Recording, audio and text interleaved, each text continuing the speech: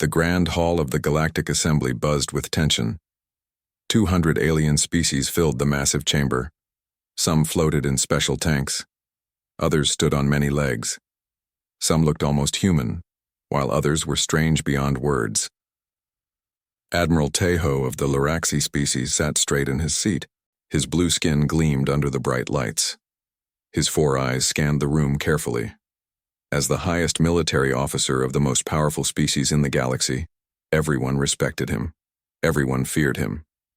"The emergency session will now begin," announced the assembly leader, a tall, thin alien with skin like tree bark. Tejo leaned toward his assistant, Jinnah. "This meeting should have happened years ago," he said. Jinnah nodded, her 2 small horns catching the light as she moved. "The topic today is Earth," the assembly leader continued. "We have watched this planet for over 100 years. The EO, humans there fight endless wars. They destroy their own world. And now they reach for the stars." Images appeared in the air above the center of the hall. They showed human history: world wars, nuclear bombs, guns and tanks and fighter jets, then space rockets, satellites, space stations. "At their current rate of progress," said a scientist with tentacles instead of arms, "humans will discover faster than light travel within 50 years. They will join us in space soon after." Loud talking broke out across the hall. Many aliens shouted their opinions at once. Some pounded their appendages on their desks. "Silence," ordered the assembly leader. The room quieted. "We must decide what to do about Earth before it is too late."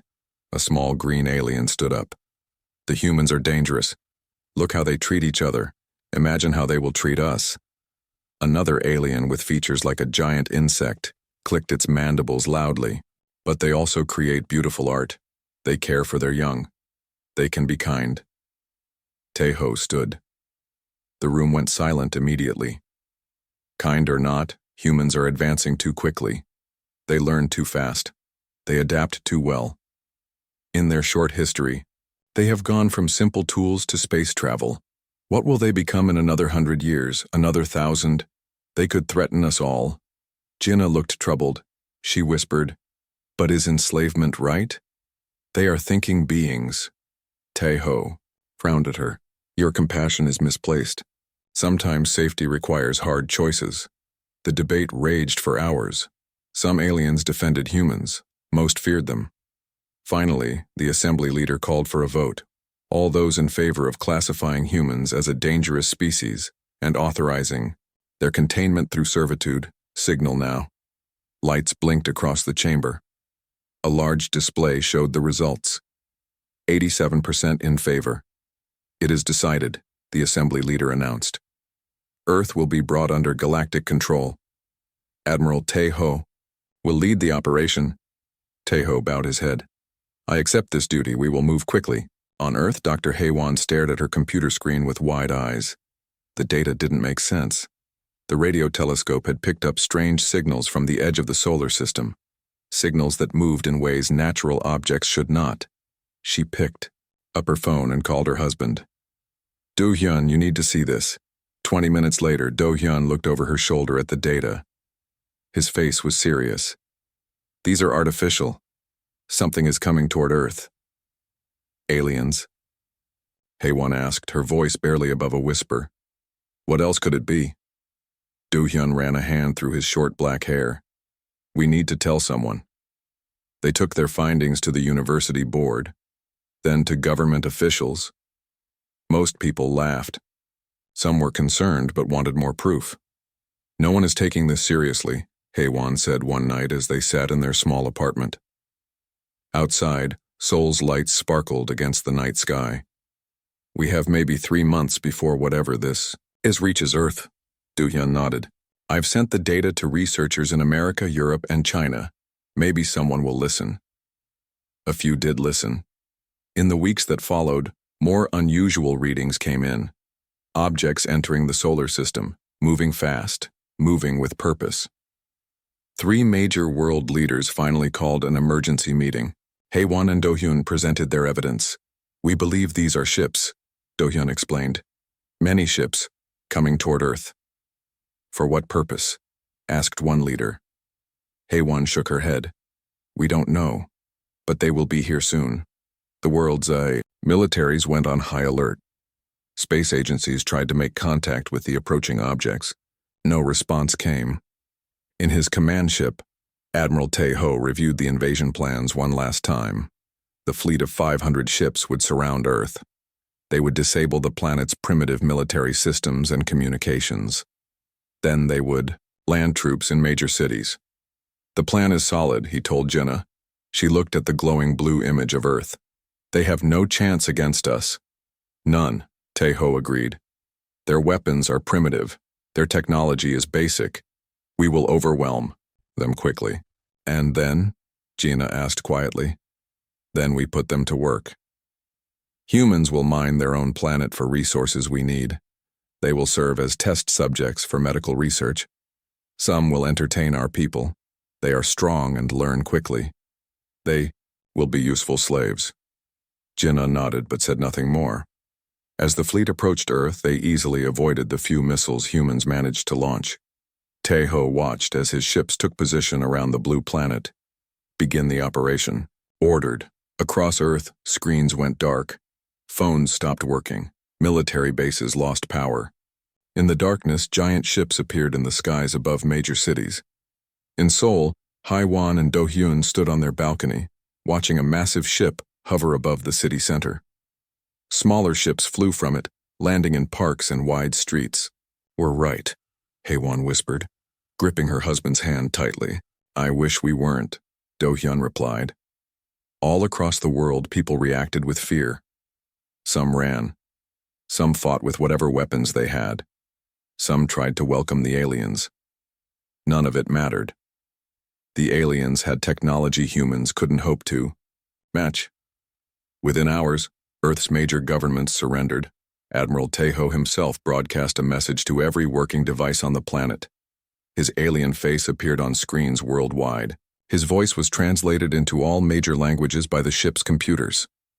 People of Earth, I am Admiral Tae-ho of the Galactic Assembly. Your planet is now under our control. The Assembly has determined that humans are too dangerous to join galactic society as equals. You will serve the greater galactic community. Resistance will bring swift punishment. Cooperation will bring fair treatment. He paused, his four eyes blinking in sequence. Your freedom ends today. Your service begins now. This is the will of the Galactic Assembly. The broadcast ended. Across Earth, alien soldiers rounded up human leaders. Work camps were established. Alien technology disabled human weapons.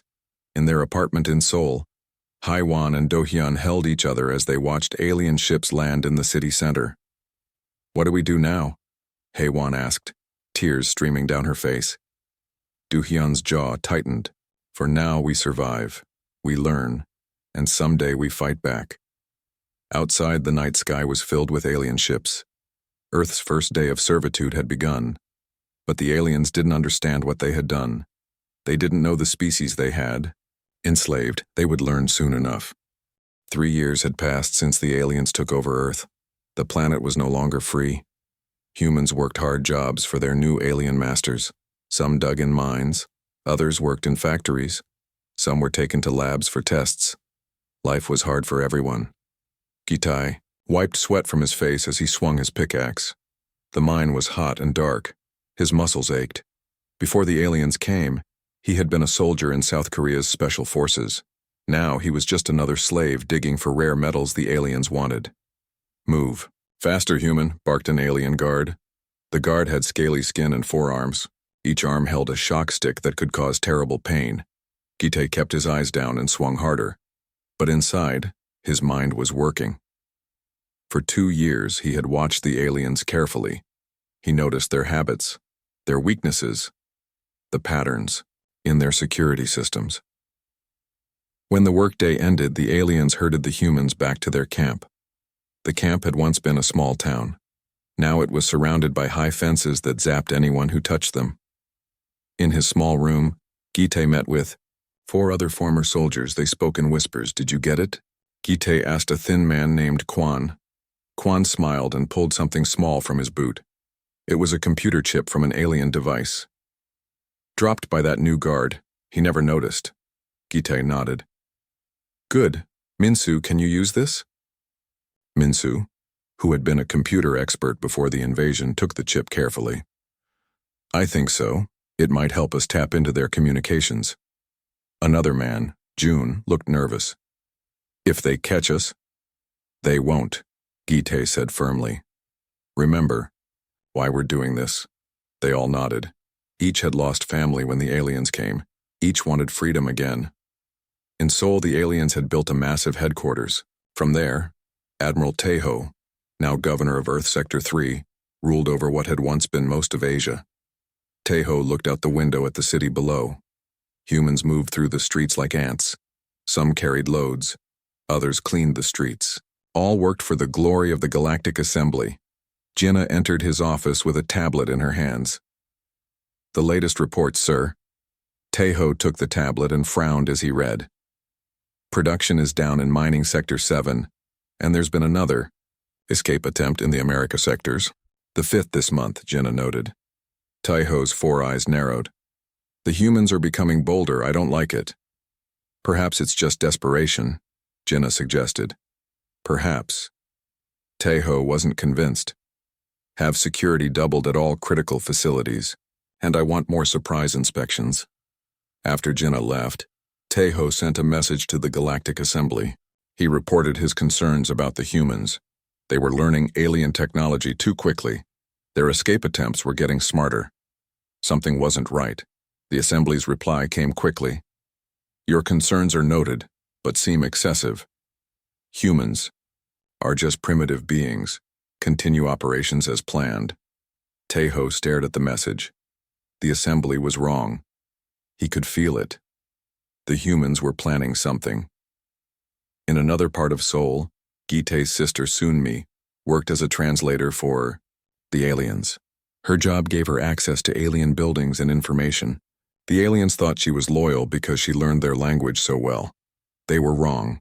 Each night, Sunmi memorized important information: security codes, patrol schedules, weapons locations. Then she passed this information to resistance fighters. Today, she translated for a meeting between alien scientists. They didn't care if she heard them. To them, she was just a tool, like a talking computer. The human test subjects show unusual neural activity, one scientist said. They learn our systems faster than expected. Another scientist waved a tentacle dismissively. They're still primitive. They may learn to use our tools, but they can't understand the science behind them. Sunmi kept her face blank, but inside she smiled. The aliens were wrong. Humans understood more than they knew. After work, Sunmi went to the market. The aliens allowed markets where humans could trade for basic goods. While pretending to shop for food, she met Jinnah. The female alien looked nervous as she handed Sunmi a small data device hidden inside a fruit. This has information about a new security system they're installing, Jinnah whispered. I don't agree with what my people are doing to yours. Sunmi took the device. Thank you. You're taking a big risk. Jinnah's eyes darted around. I've been studying humans closely. There's something the Assembly doesn't understand about your kind. Your brains are different from ours. More flexible. What do you mean? Sunmi asked. I need to go, Jinnah said suddenly. Be careful with that information. That night, in an abandoned subway tunnel beneath Seoul, 40 humans gathered. They were the leaders of resistance cells from around the region. Gitai and Sunmi stood before them.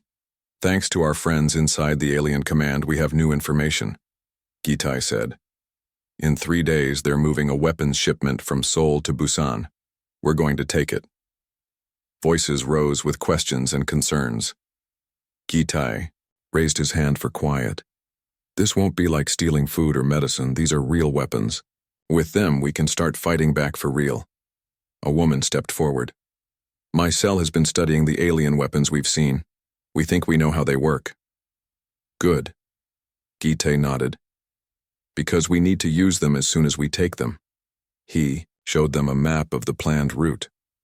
We hit them here in the mountain pass. We'll have only minutes before reinforcements come. The group spent hours planning every detail. When they finished, the sun was rising. 3 years ago, they came to our world and made us slaves, Gitai told the group. They think we're just animals who can talk. But we're more than that. And, soon, they'll know it too. 3 days later, Admiral Tejo received an urgent message. A weapons transport had been attacked. All guards killed, all weapons stolen. How is this possible? He demanded. Those weapons require genetic scanning. To operate, humans can't use them. An hour later, reports came in of attacks on 3 alien outposts. The attackers used the stolen weapons perfectly. Tejo slammed his fist on his desk. I warned the assembly. The humans are more dangerous than they thought. He called Jinnah to his office. Send a new message to the assembly. Tell them we need reinforcements immediately. The humans aren't just escaping anymore. They're fighting back. In the mountains outside Seoul, Gitai looked at the alien weapons his team had captured. The resistance now had real power. They think we're just animals, he told his fighters as they prepared for another raid. But they've never faced an animal backed into a corner before. The human resistance had begun. The aliens had no idea what was coming. 5 years had passed since Earth was enslaved. What started as small groups fighting back had grown into something bigger. All across the planet, humans were rising up. In a hidden base under the ruins of what was once a shopping mall in Seoul, Young-ho bent over an alien device. His fingers moved quickly as he took it apart. Before the invasion, he had been an engineer. Now he was the Resistance's tech expert. How's it coming? Gitai asked, entering the workshop. He looked older now. A scar ran down his left cheek from a close fight with an alien guard. Young-ho smiled. Better than expected. Look at this. He pressed a button on the modified alien gun. It hummed louder than before. I made it 30% more powerful, and I removed the alien DNA lock. Gitai picked up the weapon. How do you understand their tech so well? Young-ho shrugged. It's strange. The more I work with it, the more it makes sense to me. It's like our brains connect to it in a way the aliens didn't expect. This was true all over Earth. Humans were learning alien technology faster than anyone thought possible. They weren't just using alien tools now, they were making them better. In the alien command center, Admiral Tejo stared at the latest reports. His hands shook with anger. Another supply ship destroyed, he growled. 3 outposts attacked in one night, communication systems hacked again. Jinnah stood nearby, her face carefully blank. The humans are becoming more organized. This is more than organization, Tejo snapped. They're using our own technology against us. Technology they shouldn't be able to understand, let alone improve. He pointed to a map showing red spots all over Earth. Each spot was a place where humans had attacked aliens. There were too many spots to count. Some species are pulling their forces from Earth, Jinnah said. They say it's too dangerous now. Tejo slammed his fist on the desk. Cowards. We are the Galactic Assembly. We control hundreds of worlds. We will not be defeated by primitives. But his words sounded hollow even to himself. In a different part of the resistance base, Sunmi met secretly with Jinnah. The alien wore a hood to hide her blue skin and horns. The assembly won't listen to reason, Jinnah said. I've tried to tell them that enslaving your people was wrong. They won't hear it. Sunmi took a data chip from Jinnah. This will help us save lives. Thank you. Jinnah looked around nervously. There's something else you should know. The assembly is planning a big attack. They want to destroy human cities to crush your spirit. Sunmi's eyes widened. When? 3 days from now. They'll target resistance strongholds first. After Jinnah left, Sunmi rushed to find her brother. Gitai called all resistance leaders to an emergency meeting. We need to strike first, he told them. Hit them before they hit us. A resistance leader from Europe spoke up on the video screen. How? They still have ships in orbit. We can't reach them. Young-ho stepped forward. Actually, we can. I've been working on something. He showed them plans for a modified alien shuttle. We've captured enough parts to build our own ship. It won't be pretty, but it will fly. Everyone stared at him in shock. You can build a spaceship? Someone asked. Young-ho nodded. And better yet, I can fly it. The neural interface works even better with human brains than with alien ones. It's like the technology was made for us, not them. Gitai made a decision. Then we go up. We take the fight to them. 2 days later, in a hidden hangar outside the city, Young-ho put the final touches on the ship. It looked strange. Part alien tech, part human innovation. But it would work. Gitai selected 20 fighters for the mission. All had trained with alien weapons. All were ready to die for Earth if needed. As they prepared to board, Sunmi hugged her brother. "Be careful up there," Gitai nodded. "Keep the ground forces ready. Once we hit their command ship, you attack all alien bases at once." The ship rose silently into the night sky. It passed through Earth's atmosphere without being detected. Young-ho's modifications had worked. The alien security systems saw the ship as one of their own. They approached a massive alien battlecruiser, Admiral Taeho's command ship. Using access codes provided by Jinnah, they docked without raising alarms. "Remember," Gitai told his team, "stun when possible, kill only if necessary. We're not like them." They moved through the ship quickly. Years of fighting had taught them how to deal with alien technology and tactics. Admiral Taeho was in the command center when alarms finally sounded. "Intruders?" he roared. "How did they get aboard?" Before anyone could answer, the doors blew open. Humans rushed in, firing weapons. Most of the alien crew fell, stunned. Those who fought back were killed. Taeho reached for his weapon, but stopped when he found Gitai's gun aimed at his head. "Remember me?" Gitai asked. "I used to dig. In your mines." Taeho's 4 eyes blinked rapidly. "This is impossible. Humans can't operate a spacecraft." "We can do a lot of things you thought were impossible," Gitai said. "Your mistake was thinking we were just animals." Young-ho sat at the ship's control panel. His hands moved over the alien controls as if he had used them all his life. "I have access to all systems," he announced. "The ship is ours," Gitai smiled grimly. "Send the message to all alien forces on Earth." Young-ho pressed a button. Gitai's face appeared on communication screens in every alien base on Earth. Even the Galactic Assembly saw the broadcast. "This is Gitai of Earth," he said. "We have captured your command battlecruiser. Admiral Taeho is our prisoner. This is your only warning. Leave our world while you still can." As he spoke, human resistance fighters attacked alien bases worldwide. With the aliens confused by the loss of their command ship, many bases fell quickly. In the assembly chamber far across the galaxy, panic spread. "How could humans capture one of our most powerful ships?" An assembly member cried. Another alien, from a species known for their intelligence, spoke quietly. "We may have made a terrible mistake. These humans, they aren't what we thought they were." "We should negotiate," suggested another.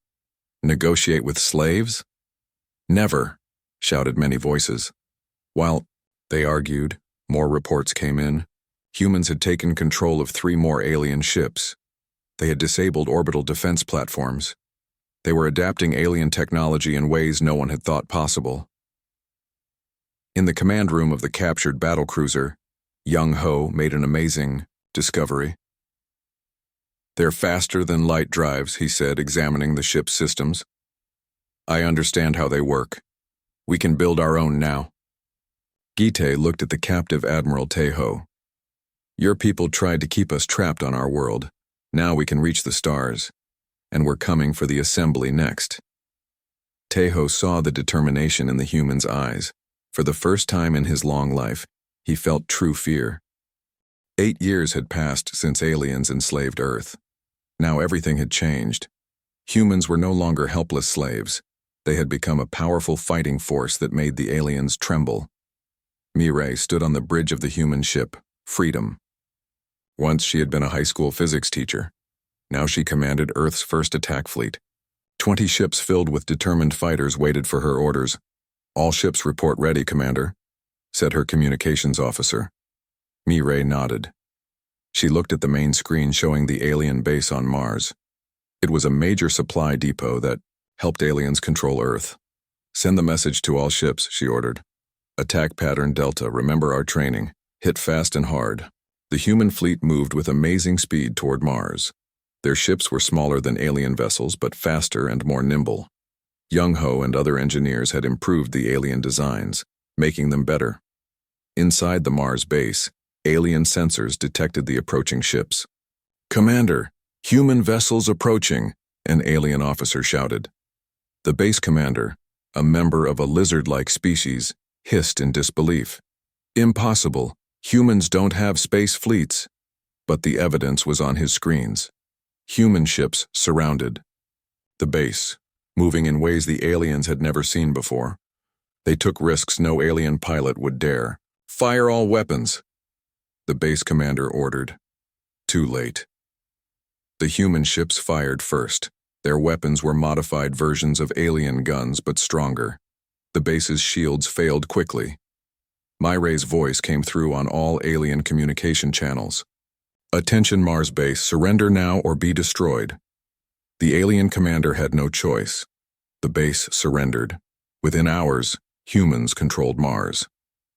In the Galactic Assembly Hall, chaos ruled. Representatives from 200 species shouted and argued. Some pounded their many limbs on their desks. "How could this happen?" demanded a tall, thin alien. "They were primitives, slaves." Another alien with tentacles instead of arms waved a data pad. "Reports are coming in from all sectors. Human forces have taken control of the entire Sol system. All our bases are captured or destroyed." A small green alien stood. "We must negotiate peace." "Never," shouted many others. "We should send our biggest fleets and crush them completely." While they argued, more bad news arrived. 3 major alien species had withdrawn from the conflict entirely. They refused to fight humans anymore. "The humans are too unpredictable," their message said. "We will not sacrifice more of our people in this failed endeavor." On Earth, Young-Ho worked day and night in a massive new facility. Around him, thousands of humans built more ships and weapons. They used alien technology but improved it in ways the aliens never imagined. "The new drive system is ready for testing," he told Gite, who now led Earth's defense forces. Gite looked at the large engine with pride. "How much faster than their ships?" "At least twice as fast," Young-Ho said. "And the weapon systems are 3 times more powerful." In another part of the facility, human scientists studied the captured Admiral Taeho. He sat in a comfortable but secure room. Unlike how aliens had treated human prisoners, humans gave Taeho proper food, medical care, and respect. Gitai entered the room. Taeho looked up with all 4 eyes. "Have you come to gloat?" the alien asked. Gitai sat across from him. "No, I've come to understand." "Understand what?" "Why you feared us so much that you had to enslave us." Taeho was quiet for a moment. "Your kind learns too quickly, you adapt too well. In our long history, we never saw a species like yours.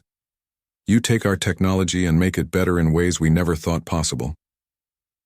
"That doesn't justify enslaving us," Gite said. "No," Taeho admitted. "It does not. But fear rarely brings out wisdom." Gite leaned forward. "What will your assembly do next?" Taeho's expression turned grim. "They will never accept defeat. They will send everything they have against you, and if that fails, they may try to destroy your planet completely." "Where is their main command center?" Gite asked. Taeho stared at him. "You can't be serious. It's in the most heavily defended system in the galaxy." "Tell me anyway." After a moment, Taeho did. A week later, Mirai stood before Earth's Leadership Council. Representatives from all human nations were there. Many bore scars from years of fighting. "The alien fleet is gathering here." Mirai pointed to a star map. "They plan a full-scale attack to retake Earth." "How many ships?" someone asked. "Over 1,000, Mirai answered. Gasps filled the room. Earth had only 60 ships ready. "We can't match their numbers," Mirai continued. "But we don't need to. Admiral Taeho has given us the location of their central command hub. If we strike there, we can end this war in one move." The council debated the plan. It was dangerous. The human fleet would have to travel through enemy space, but the alternative, waiting for the massive alien attack, seemed worse. "We vote now," said the council leader. "All in favor of the strike mission?" Every hand rose. "Then it's decided," Mireille said. "I'll lead our best ships to their command center. The rest will defend Earth." 3 days later, Mireille addressed the pilots and crews of 30 ships. They were Earth's finest. "This mission will take us deep into enemy territory," she told them. "The aliens think they know what we can do. They're wrong. Our ships are faster than anything they've ever seen. Our weapons are stronger." She paused, looking at the determined faces before her. "They wanted slaves," she continued. "Instead, they created the most dangerous adversary this galaxy has ever known. Today, we show them exactly what humanity is capable of." The fleet departed, Earth under cover of darkness. Using the improved drive systems Young Ho had created, they slipped past alien patrols without being detected. They moved faster than any alien ship could follow. In his cell, Admiral Tejo felt a strange mix of emotions. Part of him wanted his people to win, but another part had come to respect these humans who treated him with more dignity than he had shown them. "They don't understand what's coming," he whispered to himself. The assembly never understood humans. Far away, Mireille's fleet approached the heart of alien power. The massive space station that controlled the Galactic Assembly's military forces grew larger on their screens. "All ships prepare for battle," Mireille ordered. "Remember who we are and why we fight. They came to enslave us. We come to free ourselves." The human fleet accelerated toward their target. Ahead lay the most important battle in human history. The fight for Earth's freedom had become a fight for humanity's place among the stars. 10 years had passed since the aliens took Earth. The humans who once dug in mines and served alien masters now controlled the most powerful ships in the galaxy. The hunters had become the hunted. Mireille stood on the bridge of her flagship, Vengeance, as it approached the massive space station where the Galactic Assembly met. Around her, 30 human ships moved in perfect formation. They had fought their way across half the galaxy to reach this place. "All weapons ready," Mireille ordered. Her crew, all survivors of alien work camps, moved with grim purpose. "Commander," said her second-in-command, "alien ships are moving to protect the station." Mireille smiled coldly. "Just as we expected, launch fighters. Small, fast human ships shot from the larger vessels. They moved in ways alien pilots couldn't match, taking risks, making sharp turns, flying patterns no alien would dare try. Within minutes, the defending ships were crippled or destroyed. Inside the assembly station, panic spread like wildfire. Representatives from 200 species ran to emergency ships. Many didn't make it before human forces secured all exits. "Humans have taken control of all docking bays," a security officer reported to the assembly leader. "We're trapped." The assembly leader, an old alien with skin like bark, sank into his chair. "How could this happen? They were just primitives 10 years ago." "They learn faster than any species we've ever seen," said another alien. "And they never forget a wrong done to them." A message came through on all channels. Mireille's face appeared on the main screen. "This is Commander Mireille of Earth," she said. "Your station is surrounded. Your defenses are gone. You will surrender now." The assembly had no choice. 2 days later, Jiwoo entered the Great Hall of the Galactic Assembly. Once she had been a wide diplomat for South Korea. Now she spoke for all of Earth. Behind her walked 20 human guards armed with advanced weapons. Every member of the assembly was there, forced to attend. Fear filled the air like a thick fog. Jiwoo looked at the aliens who had once voted to enslave her species. Some were small and weak-looking. Others were large and fierce. All looked afraid now. 10 years ago, Jiwoo began, her voice calm but strong. "You all met in this room. You looked at images of my world. You discussed my people like we were animals. And then you voted to make us slaves. No one spoke. No one moved. Today you will answer for that choice," Jiwoo continued. "Earth ships now control your major worlds. Your fleets are destroyed. You are at our mercy." An alien stood up. It had green skin and 4 arms. It spoke in a shaking voice. "Please," it begged, "show mercy. We will give you anything you want. Our worlds, our resources. We will serve you as you made us serve you."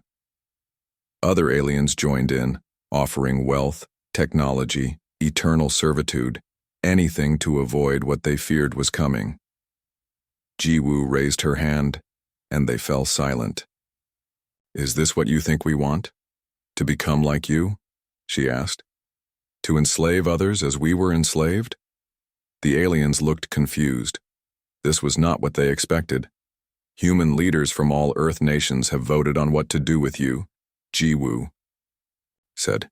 "Here is our decision." The aliens tensed, waiting for their punishment.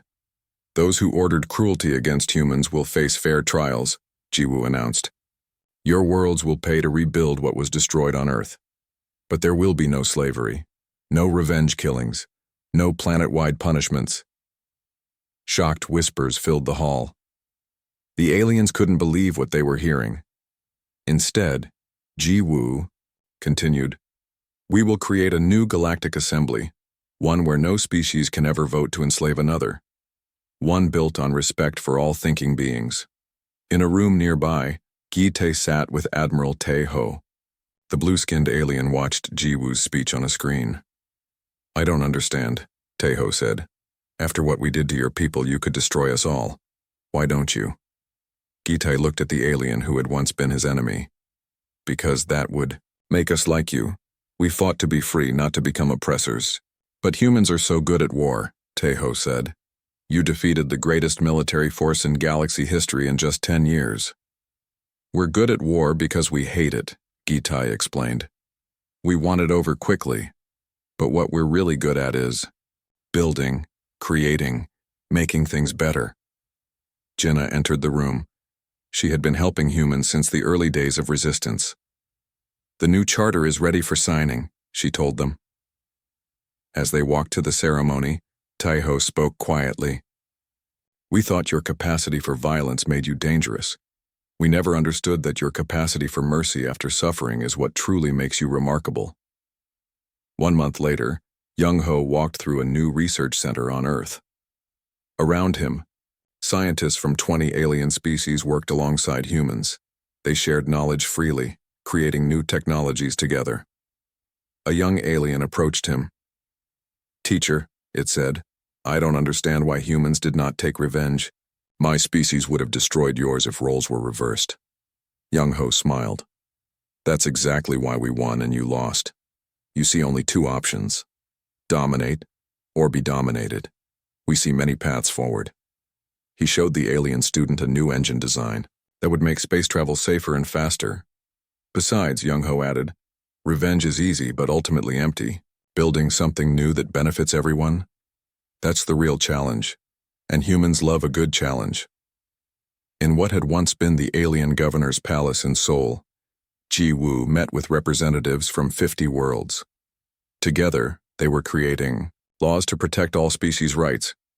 "The new treaty is almost complete," said an alien assistant. Jiwoo nodded. "Make sure the section on prohibited punishments is clear. No species may ever enslave another, no matter the reason."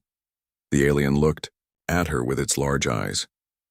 "Many in the galaxy still don't understand. They think humans are showing weakness by not taking revenge." "Then they still don't understand humans," Jiwoo said. "Mercy isn't weakness, it's the hardest strength of all."